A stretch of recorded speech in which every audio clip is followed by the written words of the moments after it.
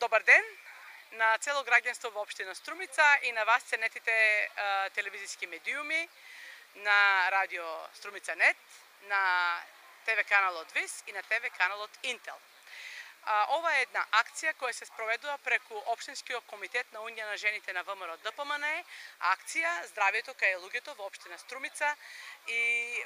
ние се одредивме за мерење и следење на крвниот притисок во овие горештини и давање совети од нашите медицински екипи во двата пункта сместени овдека во центарот, кој веќе вие ги снимивте и ја снимивте на лице место активноста на нашите млади лекарки, нивното мерење на притисок, следење и давање совети, и исто така и медицинските сестри кои заедно со нив соработуваат и даваат успешни насоки на пациентите, случајните минувачи од граѓанството, како да се владеат во овие жешки летни горештини и кога како да излегуваат и дали треба да земат или не земат терапија да излегуваат. Значи, исто мене, како специјалист интернист, доктор Ели Карчева Сарајлија, советувам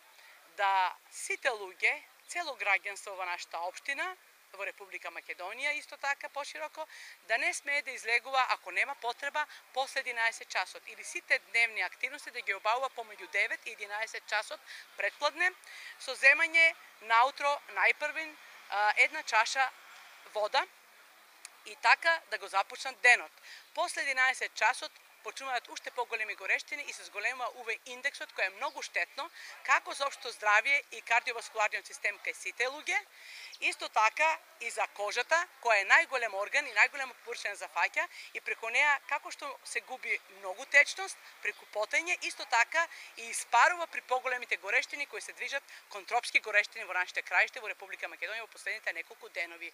и седмица. А тоа истото ќе проследува и во месецот јули и во месецот август. Така да ги молам сите граѓани во општина Струмица да се владеат кон нашите совети денес, а и на сите своји матични лекари, и уште еднаш ги поздравувам цело струмичко граѓанство и сите добронамерни луѓе кои сака да ги послушаат советите за нив, за нивно добро и за подобра иднина.